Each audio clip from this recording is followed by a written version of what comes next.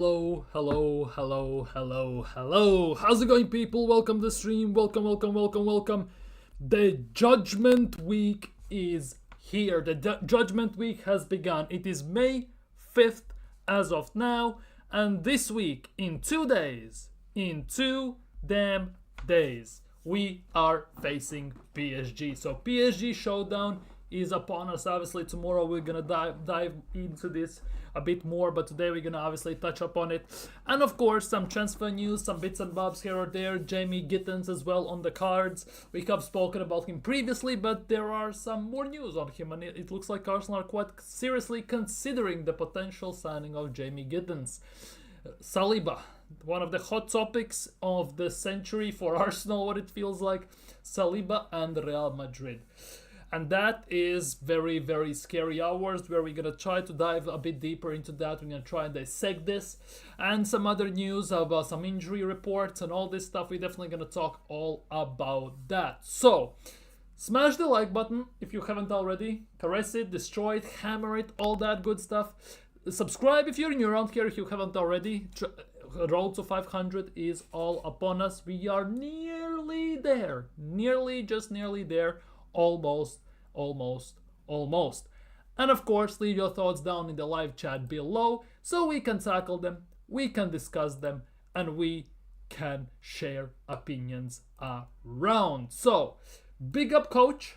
Big up, my guy. Hope you're doing well. Hope you're doing fantastically well today. And hopefully, you are hopeful for the PSG game. Big up Luca Talks Ball. I was here before the stream. Big up. If you haven't already, go subscribe to Luca Talks Ball as well. Of course. And what we're gonna kick today things off with is Ademola Lookman. Ironically enough, we're gonna talk about Ademola Lookman because according to Sky Sports Germany, according to Plettenberg, Arsenal have added Ademola Lookman to their shortlist of summer moves. More teams are also, of course, keen on him. The plan hasn't changed. Lookman is planning to take the next step in the summer. In Premier League, of course, is on the cards and is very, very, very possible. And apparently he has having a quite nice season. Last year he won the Europa League, scored a hat-trick against Borussia Dortmund by Leverkusen. Very sorry. And yeah, and until his contract is still for 2 years, so it could be a bit pricey, of course. And he has scored 20 goals, 7 assists across all comps this season. That was up until 2 days ago. And one of the biggest things about this is Ademola Lookman has been in Premier League. If you don't recall, if my memory doesn't deceive me, he has been at Fulham, Leicester. Teams like that hasn't done that well. He got sold basically to Serie A and he has found his ground in Atalanta under Gasperini. Now the question is, could he translate into Premier League in terms of Arsenal, even if Arsenal would go for him? Obviously, there are lots of Arsenal fans who are big fans of him, who would like to have him, of course, on that left side, maybe down the middle. So time only will tell whether we're going to go for him or not. But if Arsenal decided to go for him, I definitely think that would be an improvement on our wingers, especially looking on the left side. And of course, definitely would help us a lot. I think we will win in Paris. We play better away from home or when everyone writes us off. That is the biggest thing. I'm not too sure whether we're going to win in Paris or not. But Arsenal obviously is that type of a team when there is no pressure, we always perform better. It was also against Real Madrid, let's be real. Everyone wrote us off against Real Madrid, I'm not gonna lie, including myself. I didn't write us off, I said that most likely it's gonna be like 4-2 on aggregate. Real Madrid are gonna do this just because of what Real Madrid are. Obviously I was proven wrong and I'm super happy about that. Now it's time for Arsenal to prove me wrong once again, because I have a very sneaky doubt that at best we might actually get only a draw. The thing also on top of that is Arsenal need to score at least 2 goals. And for me, the 2 goals also is not to win. Because I kind of don't believe that we're gonna keep a clean sheet.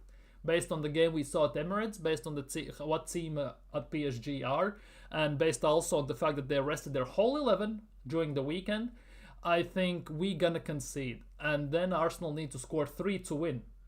And our best hope is to score a quick goal and then it just goes from there. Because otherwise, we saw what they did against Liverpool in Paris. They absolutely annihilated them. Even Slot himself said that Liverpool basically robbed them. And they somehow didn't win. They somehow didn't even score a goal. Liverpool took the cake 1-0. Thanks to Harvey Elliott and everything, of course. And yeah, PSG at home is a massive, massive force, and Arsenal will have a mountain to climb once again. And when we have less of a pressure on us, we obviously tend to do always better. So there is only hope to that. See, Elizabeth thinks PSG will go through, and I kind of tend to agree with that. I think it most likely is gonna be a draw, could be 1-1, 2-2, something like that. But at the same time, obviously, there is an Arsenal fan, a side of Arsenal fan in me that says Arsenal are going to win this and go through, because this is the only competition I have never seen us win. Obviously, I haven't seen us win Carabao Cup because it's been 30 plus years. But yeah, that is the big thing. 3 goals for Arsenal in Paris, I say. The general is back, don't want Lookman. Everyone's riding on Partey train, and that for me is a big issue. He just got destroyed by Bournemouth, so I'm not too excited about that. Obviously, Partey needs a game or two to basically get into gear. He has a very slow start when he misses a certain period of games, so that could be the only hope. It's only 1 goal to score early, and we do push for second or play KG. That is the only thing. For me personally, I think we're gonna need 2. I think PSG are going to score. That for me is the biggest worry. Given their attack power, what they showed at the Emirates and how they play, I think definitely they are going to score. Which means for Arsenal, they will need at least 2 goals even to make it to extra time. That for me is the biggest thing, personally. Because I don't think we're going to keep a clean sheet. That for me is the biggest worry. And that's why it makes the most thing. That's what makes the biggest thing. PSG also have never won Champions League. That's why for them it is also massive. Just like for Arsenal. PSG is not going to give us a chance to score. I think we will get chances to score. The issue with Arsenal, though, is that we don't have clinical players up front. And if history has taught us anything, that we need about 6 chances to score 1 goal many times. We get those old games where we have 6 shots on target and we score 5 or 4. We have had those games, let's be real. The question is, can we finish in front of the net? Mikel will score and sit back. I don't want us to sit back as well. That for me is the biggest worry. Because the more we invite the pressure from PSG, the bigger are the chances that we're going to concede. Because throughout the whole season also, even specifically in the beginning of the season, we tend to score 1 goal and then we sat back, invited the pressure, and ultimately it led to our demise, to a draw and to a loss even. And for me, that is one of the worst things we can do. Unless there is something we can actually do. And obviously that was also with Gabriel. We obviously have Kivior now. Timber also is still under a question mark. We don't know if Timber is going to play or not. Barca will win it, but Arsenal will ball it. I know Arteta, dude. You know, girl, the history has taught us, yeah. Big up, Luca, big up. We need someone who can put the ball in back of the net, and that for me is the biggest worry. Let's be real, PSG also don't have clinical striker up front. But the amount of the attackers they have, they will create insane amount of chances. And sooner rather than later, at least one of them is gonna go in. And then the question is what Arsenal will do and what the score will be at the time. We are too focused on control. We are too focused on defense and control. Generally, the best thing Mikel Arteta could do potentially is let the reins go to some extent. Because somehow he still hasn't found the perfect balance between the 22-23 football and the football we're playing today.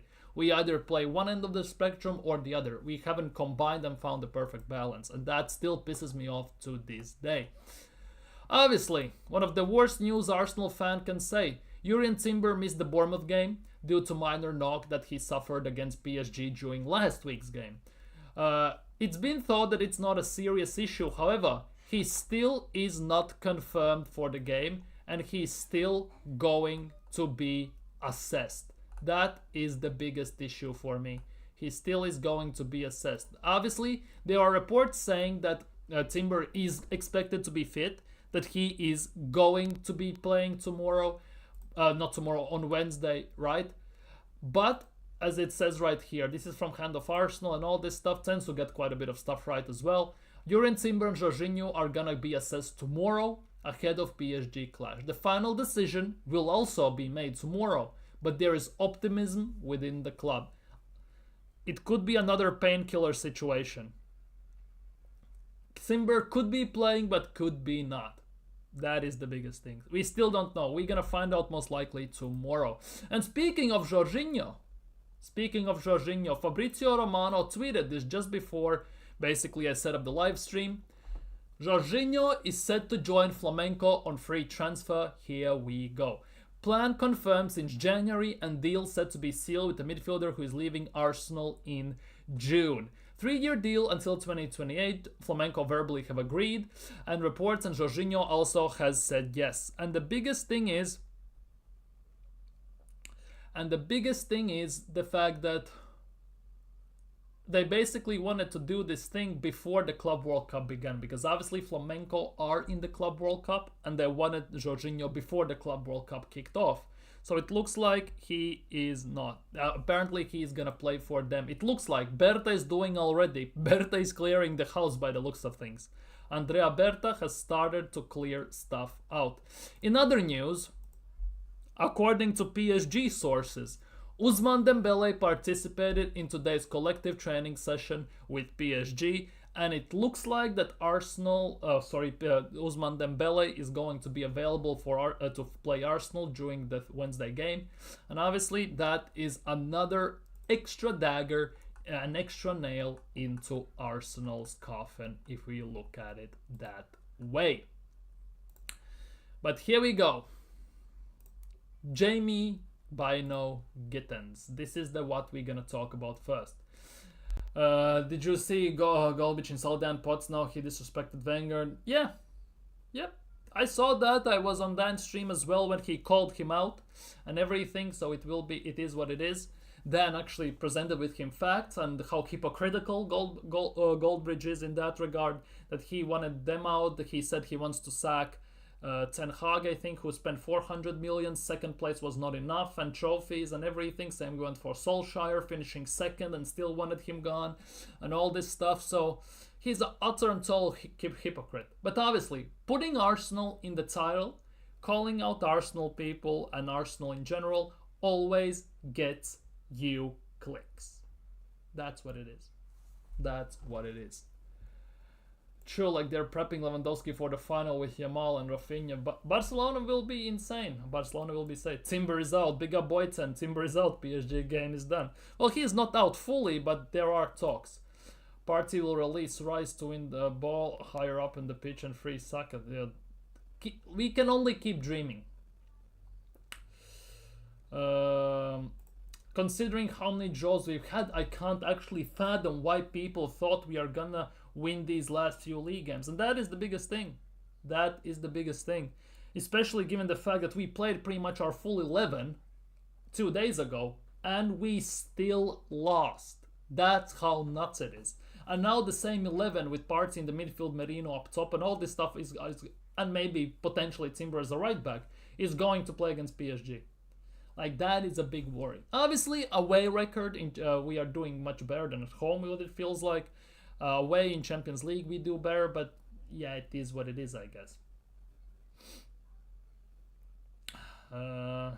Yeah, Dembele trained today. Never seen Gittens before, but why not give Dauman or Deji a chance and save the money but expensive proven players? Jamie Gittens is a winger. Personally, for me, Butler Oyedeji is done and dusted. He's 23 years old, has played about 15 minutes max for Arsenal's main team, if not that. And if you're 23 and you haven't played for Arsenal pretty much at all, I think you're done and dusted. Arsenal will cut ties with him. Dauman is 15. He cannot play with Arsenal. Arteta said that next year he is in plans being played. But being 16, I think, no matter how you look at Yamal, I think he's too young. At the same time, he will get a chance. I hope so, at least. Because we all have seen how Mikel Arteta treats these young players. We all have seen. Ranieri, how he treats Miles Lewis-Skelly, both of them got a chance by randomness, by luck of the draw. Circumstances fell in their favor, and that's how they got the chance, let's be real. So, it is what it is at the end of the day, so time only will tell. Obviously, if he plays Dauman, there's a big chance he will be the youngest player to play in Premier League. So Mikel Arteta will boost his ego that way. Let's just say that. Big up G-Star, big up G-Star, big up. Yeah, Jorginho is done. Not letting Kabi or someone younger. Yeah, we also let go one of the wingers who is now at Brighton on loan at Millwall as well. So it's kind of nuts. Arteta is going to turn him into a left wing back. I don't know. Just don't put these things in the universe. Don't put these things in the universe. Genuinely, don't put these things in the universe. Inverted left back, pretty much. Yeah, Ethan's also 15, but Max Dauman is registered to under 18, so he cannot play in Premier League. Only next year, and that is the only thing he can do. But I don't think Arteta again will put him straight into the game. Because again, Max Dauman is an 8/10, and we have seen how Mikel Arteta treats 8/10s. Because Declan Rice, let's be real, and Martin Odegaard is his love child, his adopted child, and Wanjeri doesn't even get to play in front of him, where Wanjeri's natural position is the 10. So yeah, I am not putting too much hope on that. Let's just put it that way. Wanjeri was turning 16 the season he played, Dauman will only be turning... Exactly, that is the case. Big up Mike, by the way. Big up Mike, inverted left back. You dude. So, Jamie Gittens. Arsenal are serious in advanced negotiations with Borussia Dortmund over signing Jamie Bino Gittens ahead of this summer, of course. The German side will likely accept a fee around 50-60 million, which comes to around, on average, about 50 million pounds.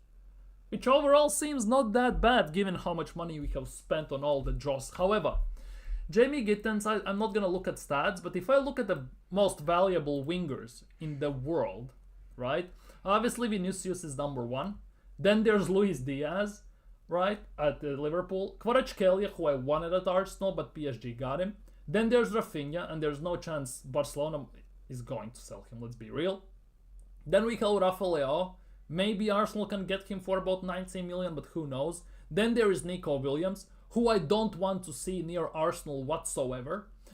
Bradley Barcola. Maybe there might be some turmoil between him and PSG just because Doué and everything. I think it was Barcola or Doué who is refusing at the moment to sign the contract, because with Kvaratskhelia coming in, it has kind of put an offset in terms of the future of certain players.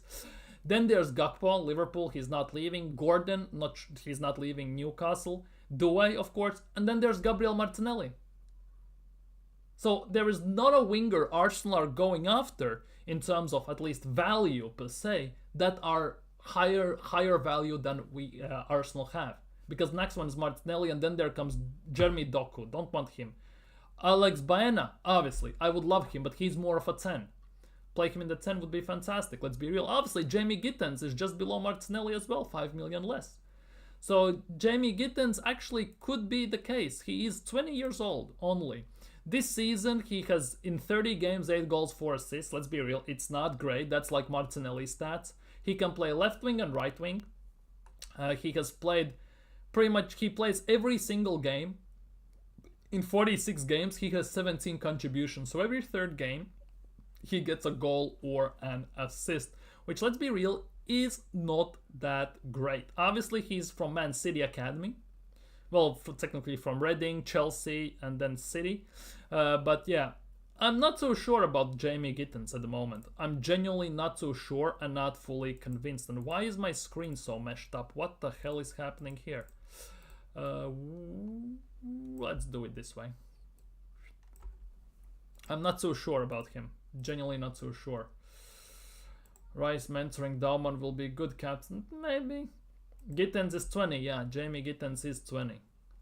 At the same time, if you look at it that way, inverted wingback. It's so crazy that Martinelli is even top 50 most valuable left wingers. Now, obviously, there is youth, there is still potential, and obviously, it's one-off season that Martinelli had fantastic.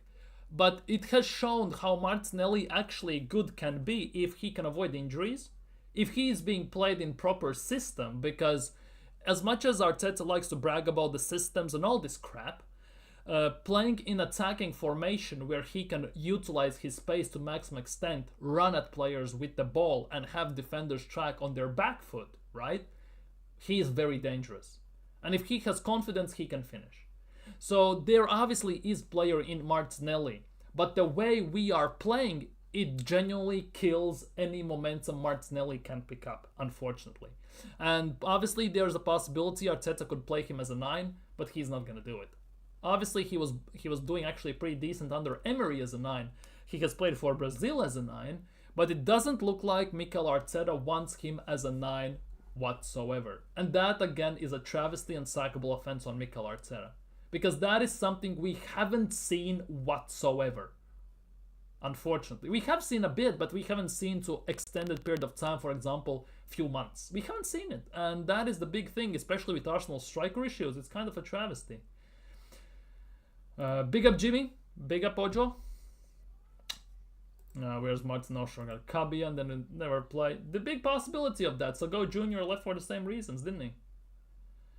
Not Sagoy Jr. Kozer Dewberry, if I'm not mistaken, the right winger. Who's at Millwall? I'm mixing them up all the time. I'd play Martinelli as a 9. I would test him out there, but Arteta doesn't do that. Exactly, he'd be tough as hell as a 9.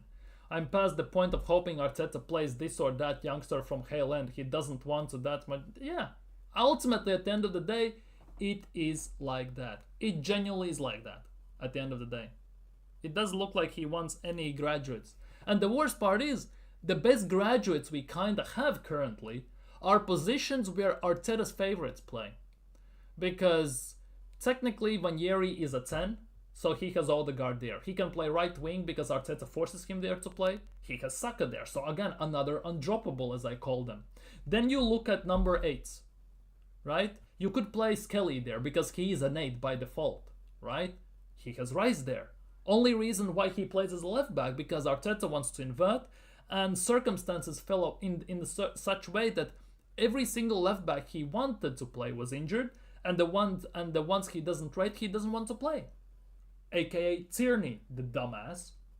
Arteta is dumbass for not wanting Tierney to play there, and obviously, luckily for us, Skelly has taken that position and made it his. Something Ainsley Maitland-Niles at the time didn't want to do. He moaned on social media. Now he's playing for Lyon. I'm not really interested in summer signings that aren't a striker. I totally understand this, but we need more than just a striker. We need a striker, we need a winger, we need 3 midfielders arguably, we need a left back, and all these players. Another striker that I'm gonna have you doubts about. A top 5, exactly, that is the big thing. Is it too late to get Olise from Bayern? He looks too late, he just signed. There is no chance in hell they're gonna sell him. He was one of the main catalysts why Borussia Dortmund this season won the Bundesliga. Vanieri will leave Mark. Yeah, that is a big possibility. Unless Odegaard gets the boot, Vanieri could be numbered. That is the sad part in this. Because I want to see Vanieri in the 10. Because Vanieri has said himself, it is his natural position. He has played there for under 21s all the goddamn time. Yet Arteta doesn't want to play him there whatsoever. Bayern Munich, sorry, not Borussia Dortmund. My bad. Bayern Munich. If we lose Vanieri, we're just not serious club. That's the biggest thing. And to be honest, if I was Vanieri and I was looking at this, that Odegaard stinks out the joint left and right, Saka gets played despite injuries and everything, I'm not gonna lie, I would ask for loan or transfer request. And let's be real, the talent that Vanieri is, and everyone can see, to some extent, the world would be his oyster where he could go. And let's be real, team like Borussia Dortmund would take him with open arms, then mold him and then sell him for 100 million to Man City at the end of the day. It would be something like that. Yeah, he doesn't. It looks that way that he doesn't. Vanieri to Newcastle with Guimaraes, Isak and Gordon. If he goes to one of our main rivals, I will be proper annoyed. Vanieri could become the Serge Gnabry. Yeah, that is a big possibility. We could be looking at that unless Mikel Arteta gets finger out of his ass or he gets sacked at the end of the day or he leaves. That is the biggest issue here. When Bro plays 10, he's 10 times better. Exactly. To be honest, we have played Zinchenko there. He's been 10 times better than Odegaard and Vanieri as well. Mikel has no clue what he's gonna do with it, and PSG he came on and Saka had no position. Exactly. He doesn't know what to do with Vanieri. Because the way Mikel Arteta has set up his tactics, his system, his robots and everything, as soon as Ranieri tends to come in, he doesn't have a position. Because when Odegaard plays, he drifts out to the right more often than not, or drops deep into the 6, gets the ball, and then predominantly plays together with Saka. The triangles and everything, they have that combination where he drifts like a magnet, gets force-fielded to Saka, and they kind of do his thing there. Ranieri doesn't play like that. He doesn't want to play like that. He gets the ball and goes forward. He wants to attack, he wants to take on opponent. If there's a chance, he will pop a shot with his left foot. He wants to do that. Odegaard doesn't want to do any of those things.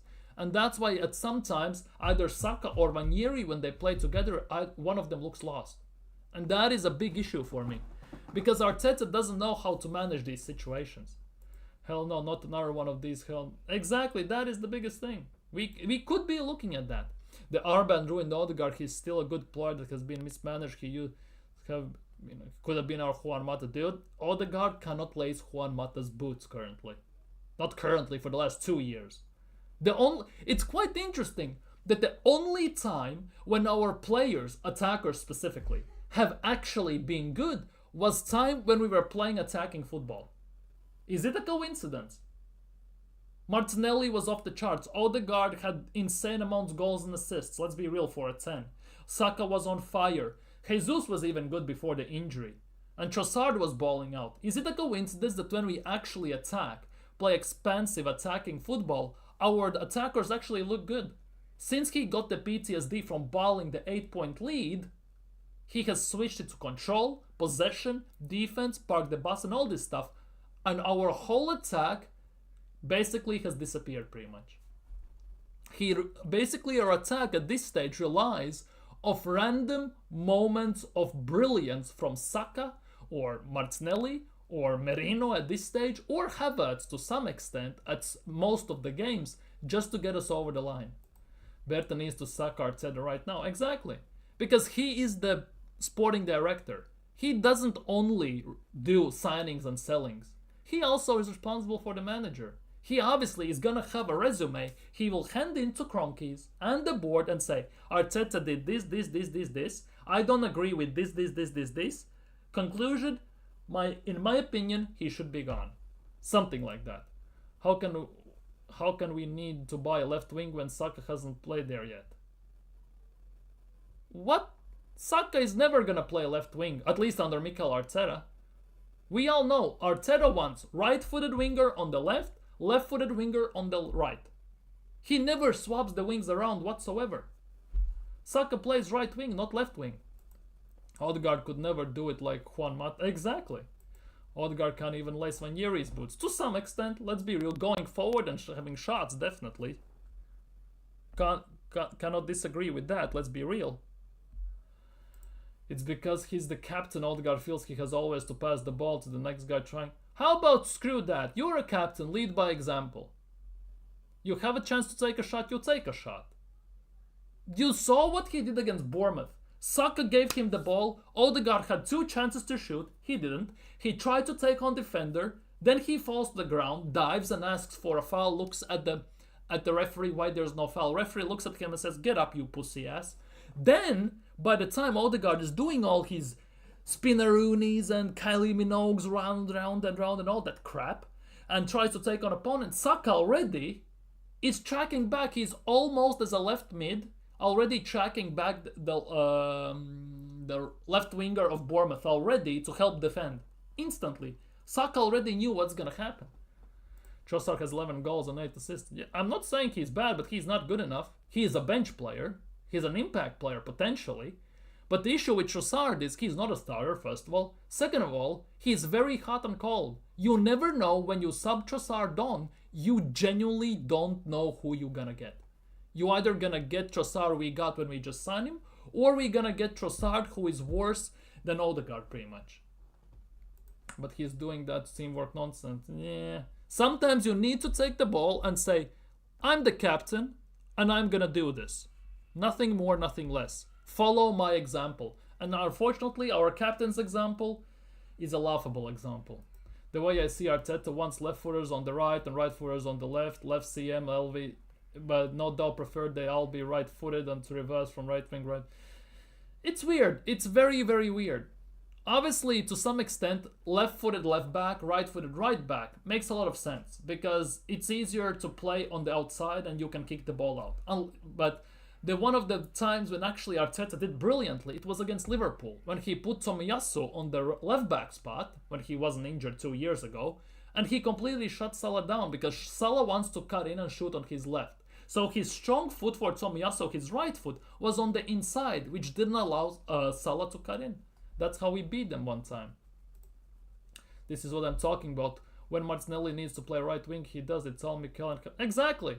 Martinelli has played about 3 games right wing, and that was when Saka was out predominantly. And even then, that was the worst Martinelli at the time, when Martinelli had zero confidence. Arteta even wants a 2-footed DM. That's why he's been in for Zubimendi train, because he's the most 2-footed DM about at present. To some extent, yeah. I was watching Real Sociedad's game, by the way. That happened last night, it was. Yeah. Zubimendi looked trash, I'm not gonna lie. He tried to shoot with his left foot. The ball left the San Sebastian Stadium. Confusion tactics, bamboozling yourself, exactly. Best confusion is yourself confusion. Thoughts on Gittens? I need a striker first, then we can get a winger. Unfortunately, the winger market is very slim pickings. Either you get genuinely Gittens for 50 million, Semenyo for 50 million, Kluivert for 50 million, Buemo or something like that for 50, 60 million. Or you instantly go into stratosphere and you need to buy Leao for 100, Barcola for 100, Desiree Doué for 120, 130. There is no in between. You either buy and pray for the best, or you buy already established. There is no in between, unfortunately. Yeah, Tommy Who. Sometimes you see Saka on his own go over to the left and he does something dangerous there. He did that against PSG as well when we played at home. The issue is Saka did that by accident because he was taking on opponent, cutting inside, and he was faking a shot, dribbling past 1, 2, and he found himself on the left side. Then he pressed the defender and he got the ball and got between 2 defenders in a very dangerous spot. That was by luck. I'm very confused why Mikel Arteta, for example, never swaps the wings around. Because everyone knows Saka's on the right, so he's most likely gonna cut in. Martinelli is on the left, so he's either gonna cut in or he's gonna basically dash the ball and pray he catches it before it goes out of play. Right? He predominantly is gonna cut in, just like Saka. Now, if you switch the wings around, you have the players with their strong foot on the outside. And we all know Martinelli has semi-decent weak foot. Same goes for Bukayo Saka. He has very good weak foot. So that again would keep the defender guessing. He wouldn't know whether he's gonna go inside, outside, pass you, cut back or what. That would at least give some curveballs to the defenders. But we never do that. That's pissing me off. Arteta definitely does not approve. If we are selling Trossard, then Gittens is a fair replacement. Yeah, 100%. And I think if we sign Gittens, Gittens starts over Martinelli as well. I kind of believe so. But the biggest thing is, for Arsenal, this summer will go 2 ways. Either, first things first, this summer we're gonna sell massively and sign some players to some extent. Or we will have to say goodbye to someone massive and we're gonna sign someone massive and then some players. And to some extent, in Arteta's eyes, at least the way I envision it, if Trossard goes, he learns Arabic, goes to Al-Ali, Al-Hilal, Al-Nasser, wherever, right? The most expendable one in Arsenal's attack, in Arteta's eyes at least, is Martinelli.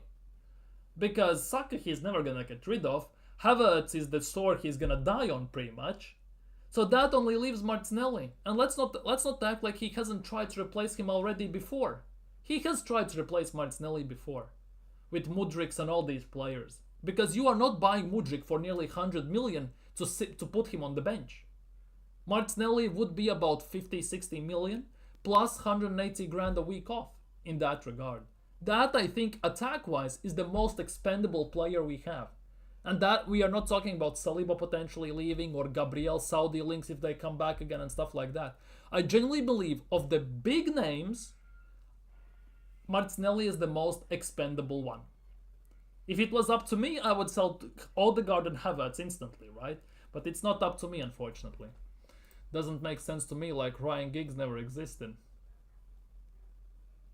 What? Different era. Different era. Yeah. If you mean the left mid and that side, yeah, that's completely different era. And now Mikel Arteta has his own say on these things. No, I get it. Now everyone has inverted wingers. Unfortunately.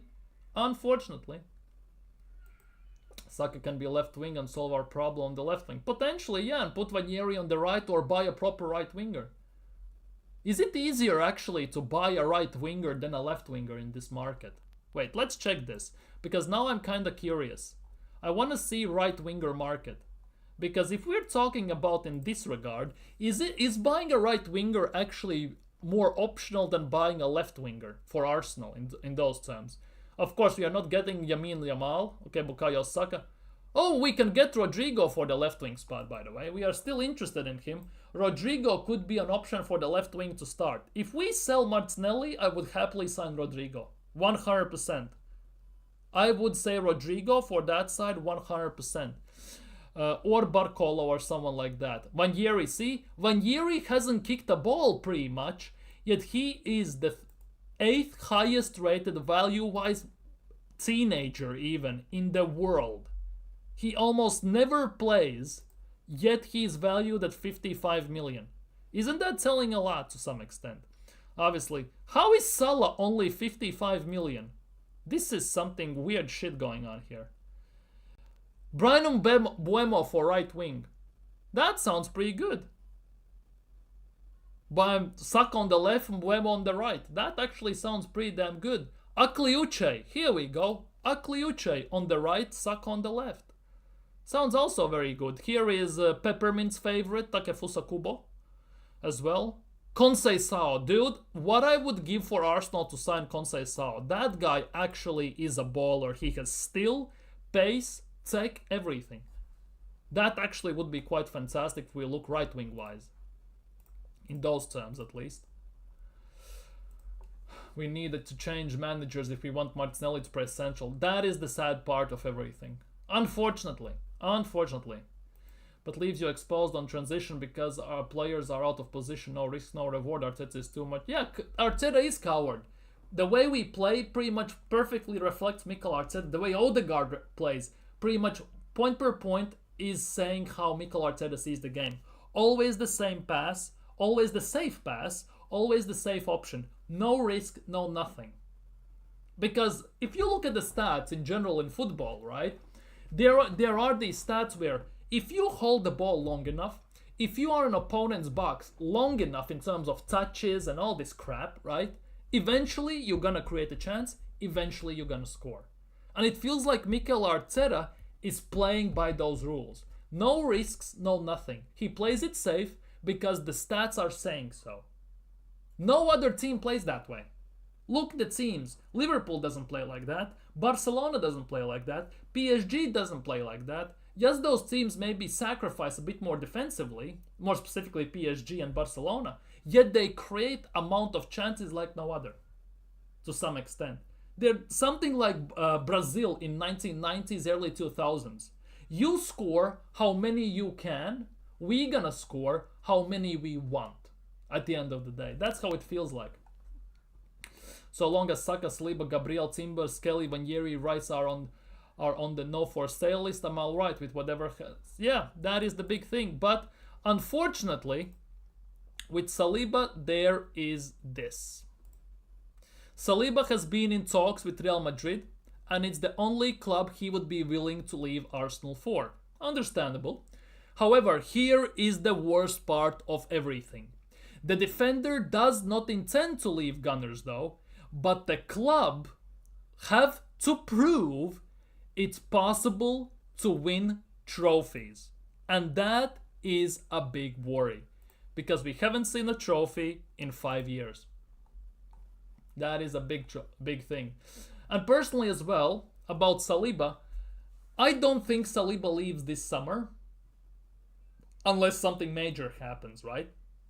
I think Saliba will stay one more year. He will give Arsenal one more year. And then if it doesn't happen, he's going to hand in transfer request. Or he's going to just see out his contract and not extend the contract at the end of the day. And that's why I believe it is critical for us this summer to get a new manager. at least to give a chance and give a shot at winning everything. Because if God knows it doesn't look like Arteta is gonna do it. Left footers are more rare. Yeah, true. Pepper and his Takefusa Kubo stories. Wanjeri is nuts, and Salah is too old now. I think it's based on age as well. That's why his value is lower, 100%. It's basically value versus the potential and all this crap. That's why you pay so much for younger players at this anyways. No, not worth changing Saka's position when he's reaching his peak. Leave Saka alone. I'm not saying worth changing. We're just exploring potential options. See, Boyton also wouldn't mind Kubo. I am not biggest fan of Kubo. For me, he's too weak for Premier League. Striker is the only signing that matters. No, it's not. Because striker doesn't solve all of our problems. A striker doesn't solve our left wing issue. Doesn't solve our creativity issue from the number 10 and number 8 spot as well. Let's be real. Konsei Sao is a baller, yes. To be frank, I'm more interested in Saka playing left than Wanjeri, and Wanjeri looks comfortable as inside forward. Will you be going back on channel like Aaron talks Arsenal? Maybe if he invites me at some point. If he invites me at some point, I'm not gonna ask for it. But if there is a call-in show which I can attend or something like that, I will at some point definitely. Maybe someday I can actually sort out the StreamYard and I can afford actually to buy the subscription for StreamYard and everything. Then I definitely will start to have some people on as well, 100%. I'm looking at Morgan Rogers type profile after we get the striker. I can see that 100%. But there are not many of those. That is the big thing. Saliba will stay. I think he will give us one more year, and then it will get Peakums unless we win stuff. Saliba won't sign a new deal. I strongly believe he's not gonna sign a new deal as well. Saliba sounds like all of us. Sign Isak or I'm off. To some extent, yeah, Saliba is like this. Win me a trophy or I am out. Peace out, nerds. We are going to lose out on both transfer fee and trophies. It looks that. It could come to that. It genuinely could come to that. 30 million for Salah sounds cheap, but his wage... That's the thing. At this stage, maybe you don't pay too much for Salah, like 70 million, which for Saudi is nothing, or 80 million, right? But the wages definitely would be insane. Big up Hammers Football TV. Big up, hope you're doing well today. Big up, big up, big up. Go subscribe to Hammer Football TV as well. Come West Ham fan and everything. By the way, if you haven't already, smash the like button and subscribe if you're new around here. Road to 500 subscribers. We are this close. We are this close. Personally, sell Zini because I think Zinchenko might be going to Borussia Dortmund. 100%. Convert Trossard to number 10. We had that at some point when Odegaard was out. Didn't work too well. Odegaard is better, I think, as a backup of the bench, or maybe in a 2-striker formation. Maybe. We have a lot of nonsense players in our squad, dude. That is the biggest thing. And I think this summer could be more about selling these Joss players. Maybe buying few players in, but mostly selling these Joss players, and then in next summer we go once again. It could come down to that. Because we cannot fix the issues in one summer. We need to sign about 5-6 players and we need to sell about 7 players. And then we need to sign a few players on top to fill the void. So I don't think it could be done in one summer. 500k a month for Salah. Yeah, Salah demands that, he gets it. Let's be real, Salah deserves that. He has done it all. Been there, done that, and he carries the team. Martinelli to striker, Wanjeri to 10, sign right wing, develop Cabias, go junior. We should develop our youngsters more, but Arteta is not a big fan of developing players, unfortunately. Trossard is done out here. I think so too. I hope Saudis come in for him once again in the summer. If we sign Gyökeres, Mitoma, Naipan is going to Villa if I'm not mistaken. Wirtz, Hato, and Suzuki, the goalkeeper, Saliba will sign. It's not enough. I genuinely believe it's not enough for Saliba to sign. For Saliba to sign, he needs physical evidence. And for him, the physical evidence are trophies. And that, for me, is the biggest issue. Because Saliba is one of those players who, once he sees everyone win around him. Every single club around him wins. And when he goes to international duty, he has half of the squad is pretty much Madrid or PSG, and they all win stuff. They all, to some extent, Saliba is the black sheep of the family, as he hasn't won anything.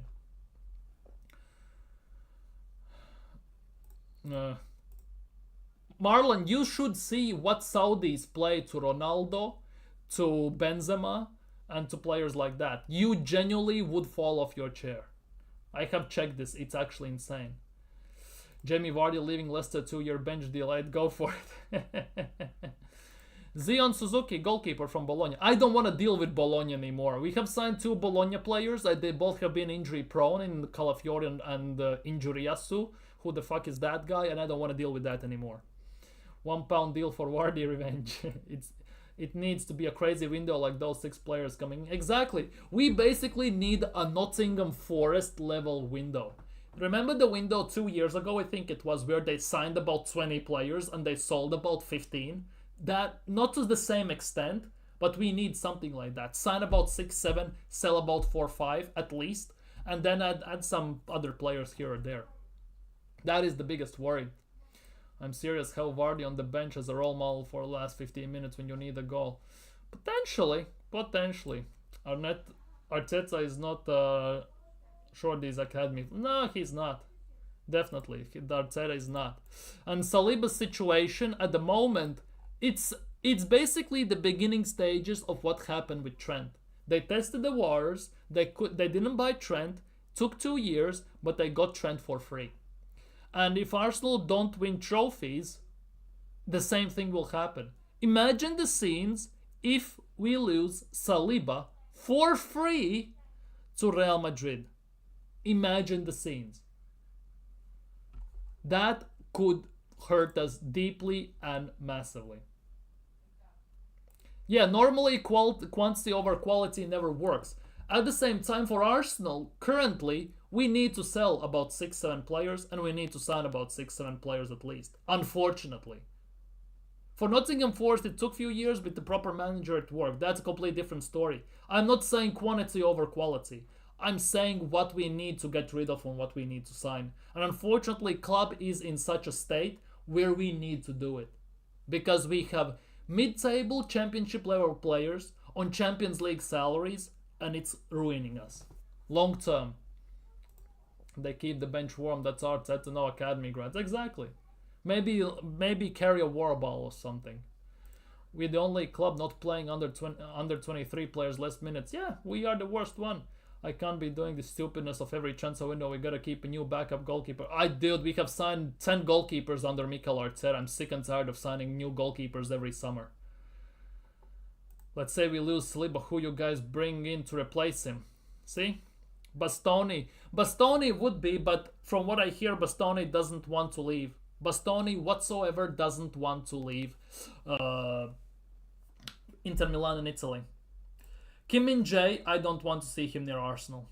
I am not the one that rates him that highly. He's good, but he's not that good. Marquinhos, apparently they're open to selling him, but as a replacement, it's not it for me personally. If we sign Huis and Saliba can leave, I kind of think, I'm not too sure whether I'm reading too much to it, and it's a conspiracy theory for me personally, but the fact that we are linked with Huijsen, with Ndika and players like that, I think Arsenal kind of are preparing just in case Saliba leaves. They kind of might be preparing for the fact that Saliba pieces out. Could come to that. Get whole season under his belt by going on loan. The message is clear. Leave the club if you want to play. Arteta not interested. Exactly. Yeah, he is ruining youth.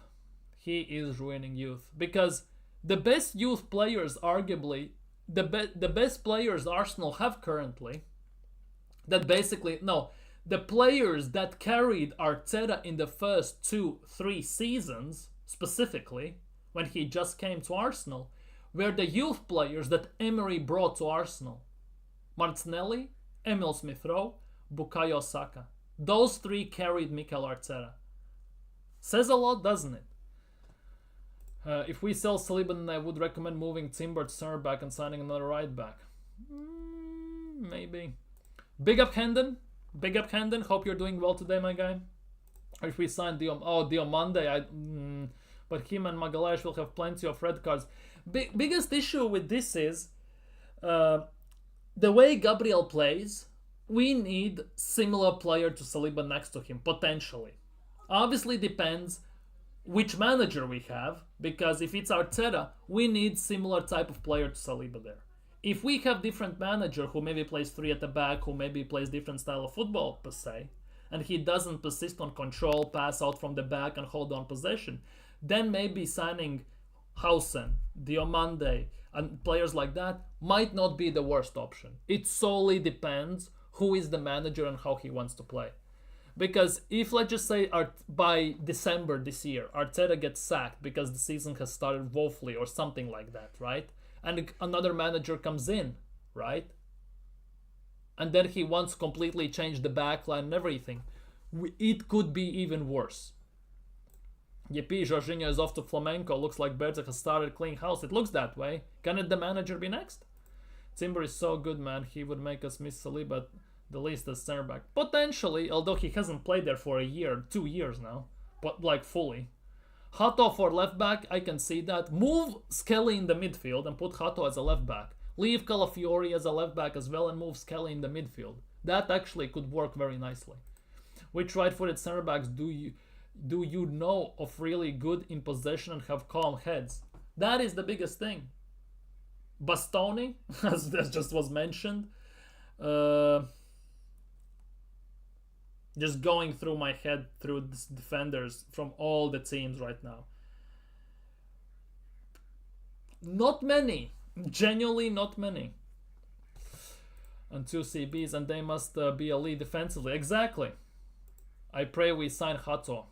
Trust me, I definitely would love to sign Hato as well. We would have Rob holding PTSD. We have Hopium and Copium, let's be real. Who replaces Partey? Well, there's a possibility Partey signs another deal at Arsenal. That's the first thing. Let's not forget about that. But if we have to replace him, obviously our Arsenal are still linked with Zubimendi, but I'm not so sure. Potentially Ederson from Atalanta, but he's more of an 8, to be honest. Bruno Guimaraes, but I don't think Newcastle will sell him unless we pay insane amounts of money.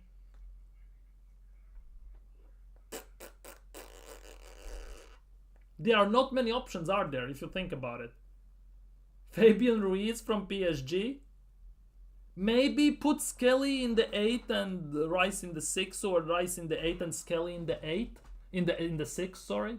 That could work. If Partey is leaving, then Skelly is the best replacement. Yeah, to be honest, I totally agree. For under 21s as well, he predominantly played left 8, left and 6. So in that regard, I'm still pissed off he didn't try that against PSG at Emirates, but hey, it is what it is. See, Skelly, it looks that way. Anyways, off this Saliba talk, we need to move on. Here is the copium of Arsenal fans. Here is the copium of Arsenal fans for the PSG game. Arsenal have never lost. How was it? Arsenal have never lost against French opposition on Wednesdays. This is the levels Arsenal fans are going to basically have copium and copium for the game against PSG. Arsenal have never lost to a French opposition on Wednesdays. It doesn't stop there, by the way. Arsenal have only ever lost once in France in the European top competition. The Gunners have played 13 times away in France since 1970s, and only one of them have ended in defeat. 13 games, 7 wins, 5 draws, 1 defeat. If I'm not mistaken, that one loss is against Lons. That could be the case, if I'm not mistaken. Unless that means Champions League. But the levels of copium these fanboys, Arteta fangirls are going to, it's actually insane. Big up Comp, Yuri Tielemans, potentially Douglas Luiz. Remember we were linked with Douglas Luiz. How comes we haven't signed him yet? We have been signing him for 3.5 years now. Tielemans, we could have signed him for free, but we didn't. Remember those days? Personally, I would take Zaire-Emery and Ruiz of PSG middle. I would take Vitinha. I would take João Neves. I would take Ruiz from PSG. Have much better midfield than us. Let's be real.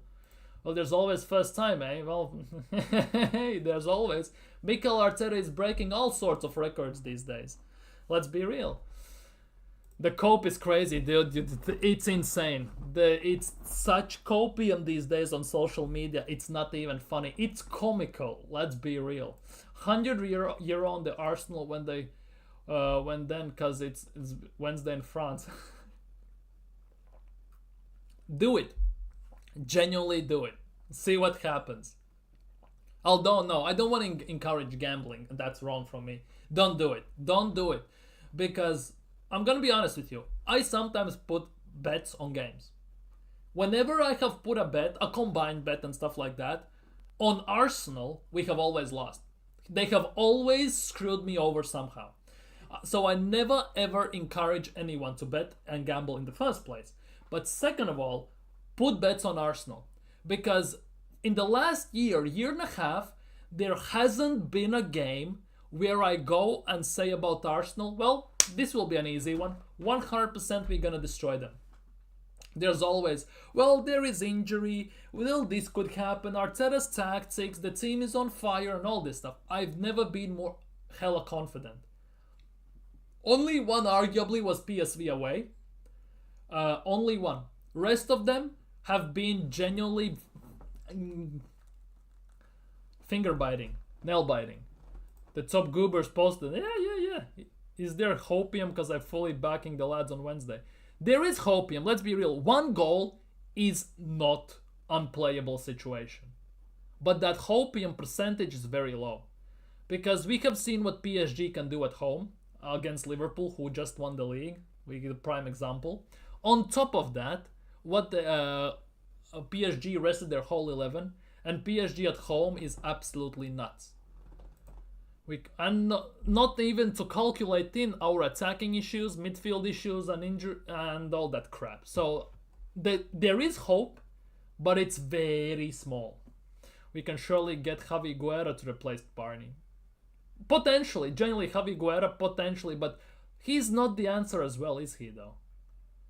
On the other hand, Lokonga is coming back from loan from Sevilla most likely, so maybe he can do the job. Anyone up for Lokonga as the 6 for the next season? Copium, because Arteta sexuals know that the team is not good enough and need flu. Yeah, that is. Only thing is, coach said this in the beginning of the stream. Arsenal, well, he didn't say this. I said this yesterday as well. Arsenal play better where there is no pressure and no hope on Arsenal. Just like against Real Madrid. Not to some extent, you get what I mean. Only TPD top, like, handful of gooners predicted we're going to destroy Madrid, right? And beat Madrid. Most of them gave maybe a 10% chance. Now, in this game, based on how many people are looking at things, looking from as an Arsenal fan or another fan base and everything, say, we have no chance. Which technically should mean we have less of a pressure on us. So potentially, less pressure means we could perform better. But overall, we need genuinely a miracle, because I don't believe we're gonna keep a clean sheet, which means we need to score 2 or 3 goals to go through. I don't want to go to penalties against PSG in France against Donnarumma. Already telling you that much. Either regular time or extra time. That's it. Y'all putting some unknown player. No, dude, watch football. You'll know. Bayern and Ruiz or Emery too. Yeah. Agume, Arteta having good tactic, funny as hell. Lokonga, you know, exactly. Bro couldn't even outcoach a slot. He couldn't outcoach anyone. That's the biggest issue. Yeah, sure, I'm willing to run the Lokonga thing at least. Then I don't have to think about whether Saliba is signing the extension or not. We need to win because Saliba is not signing otherwise. I'm not saying the kid shouldn't be given a chance because he's quite decent against Barca and Madrid, but with Arteta as manager, that's the thing with Arteta as the manager. You don't trust situations as far as you can throw them. That is the biggest issue with Arsenal at the moment. It's not the players per se. It's more the situation that surrounds them. This is a debate. Most overrated manager? That's coming from Man United fan, by the way. But 5 years, no trophies. Look what Fabrizio Romano said. Real Madrid are ready to move for Saliba whenever they see an opening. Whether it's this summer, 2026 or 2027 for free, they love him. Now it's up to Arsenal to offer a project to win titles. Did Arteta write this? Offer a project to win titles. There is no project to win titles. We have to win the titles, and that's about it. Because Saliba wants to win the titles. Either you win or you piss off. That sounded rude. Either you win or Saliba is leaving. That's what I wanted to say. Anyways, Daily Dusan is back. Daily Dusan Vlahovic is back. Arsenal and Aston Villa are reportedly eyeing a move to sign Dusan Vlahovic, with the Italian club expected to ask around £42 million for the Serbian. So, any takers? Arsenal haven't conceded more than 2 goals in one game for more than a year or so. 2 goals takes us to pens. But if we concede 2 goals, we need to score 3. I don't see that happening though. I'm terrified of Mikel winning Champions League without an out-and-out striker. If he does that, that is absolutely phenomenal. Because we are the only team that has none of that. We are in the worst position compared to all the rest of the 3 teams, let's be real. And if that happens, Arteta will get the statue outside the Emirates 100%. And to be honest, I wouldn't be against it. Because he has done something none of the managers ever in Arsenal history have done before. I'm so sure this Arsenal vs PSG ties that determine which of us is more overrated. We won't bid for Vlahovic. You never know with these things. Obviously with Berta and Gyökeres there is hope, but you never know. Daily Dusan. It could be back this summer, genuinely. Daily Dusan could be back. Why would we need to score 3 if we win 2-0, we go through? It is possible. I just don't see us not conceding. Unfortunately, that is the biggest thing. I don't see us not conceding at Paris ground. Especially based on what I witnessed at the Emirates, what I witnessed against Bournemouth, by the way, and Everton, and Brentford, and West Ham at home, and all these teams. I just don't bloody see it. Liverpool, Slot said himself, they robbed PSG in Paris. They should have lost the game. Slot said it himself. PSG should have been like 3-4-0 up. The way PSG annihilated Aston Villa in Paris, also unmatched. Like, let's be real. I can't see us keeping PSG out. That is for me the biggest worry. Our strength is our defense. Yeah, that's why we lost to Bournemouth. We lost to PSG. We drew to Brentford. We lost to West Ham. And yeah. With Dua, Kvaratskhelia, and everyone, it's hard to not score. Exactly, between Kvaratskhelia, Dembele, Vitinha, Ruiz, João Neves, Barcola, even Ramos to some extent. He hit the bar at Emirates, by the way. Our defense level dropping this season, I don't see them not scoring. Exactly. And as solid as Kivior has been, let's be real, he is no Gabriel Magalhaes. Let's not forget we are playing with Kivior at center back, not Gabriel Magalhaes in this regard. That also is not talking about enough. And fair plays to Kivior, by the way, because he has held the fort quite heavily down. At the same time, despite all that, whenever I watch Kivior play, I still have the PTSD that he will do something wrong. That for me is the biggest worry still. According to El Nacional, Arsenal are preparing a formal offer of 60 million euros for Victor Gyökeres. Sporting are holding out for a sum closer to the striker's 100 million buyout clause. So where are the 70 million that got reported throughout the whole year? What the hell is happening here? True, we need to score goals to beat PSG. We tried the defense thing first, like see what happened. Enriquez, yeah, we have been sussed out. Dude, we beat Madrid over 2 legs. You really think that we're gonna score 2 once in a decade free kicks in one game against PSG? Because up until we scored those free kicks, I don't know how the game would have gone. Let's be real. Those free kicks saved our life, because after first one, Real Madrid pushed more ahead. We got the second one, we scored, hands basically dropped for Real Madrid, and that's why we scored the third. It's not like we were better than them. We pressed them out, let's be real. At the same time, if we don't score those 2 free kicks, that game could have easily ended 0-0. Maybe 1-0. And then it was all to play for. With 3-0 at the Bernabeu, they had to do something. They couldn't have just chilled. It's not even about Kiwior. Our defense level in general was off this season, but at the same time, our attack died. Yeah, 100%. 100%. Well, don't bring Kiwior into this. Just shut up about your Kiwior agenda. Big up Terence. We beat the reputation of Madrid, and before we beat them, Madrid themselves thought their reputation alone would win the match. They are not a good team this season. Exactly. And nobody gave us a sniff against Real Madrid. Some top gunners did. Most of the world didn't. And that we got lucky in that regard. We beat them in the league phase. What? In the league phase 2-0, I know Dembele. In league phase 2-0, they had no Dembele, no Kvaratskhelia. They were 10 times worse. They were 16th or 15th or 14th in the Champions League table then. They barely scraped it into playoffs. But they are peaking at the perfect time. That's what the perfect managers and great managers do. They peak at the right times. That's how the playoff teams in NBA, NHL schedule their performances, physical trainings and everything. They know they're gonna most likely not walk the season. They want peak performance when it matters the most. And PSG have hit it right now. Plus Enrique is elite tactician. The league is done for them. Only thing they focus on pretty much is Champions League right now. We still beat Madrid, but it's not the Madrid. Exactly. And as great as it is, if we go out to PSG right now, beating Madrid is just a memory. It's a nice memory to have, but at the end of the day it means nothing because it didn't lead to a Champions League title, or final even.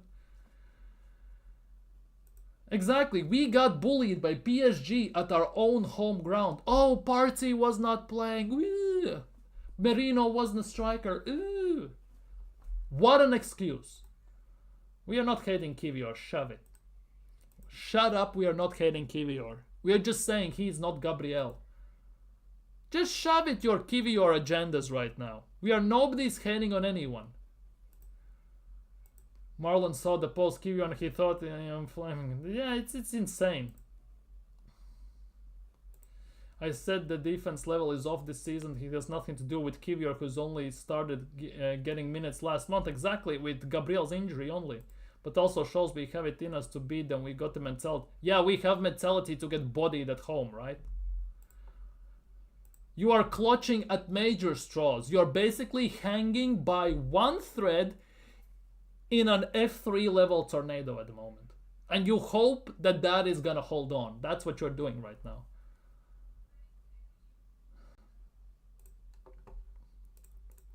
Anyways, and the last one for today. It looks like Leipzig want 90 million euros for Benjamin Šeško. That's about what? 80 million pounds? 85 million pounds? Hopefully we don't sign him. Hopefully we don't sign him. I'm just talking about this because Arteta still loves him, by the way. And if we don't get Gyökeres, because if United win Champions League, there's a possibility, Europa League, sorry, it's possible they're gonna get with Amorim's connections Gyökeres. Possibility, small one, but still a possibility. Šeško is next one on the list, by the way. I still believe so.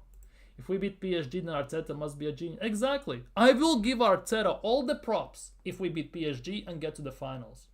But so far, based on the first game, based on the season we're having, based on the game against Bournemouth and all these games, I have no proof that we're gonna do it. Sesko, I like... No. We can still beat... get me Omorodion instead. Potentially. That's a lot of money, exactly. Exactly. Nobody's hating on anyone. Stop being so touchy, man. Grow a pair. Don't be a snowflake. But yeah, I guess that's that in terms of everything.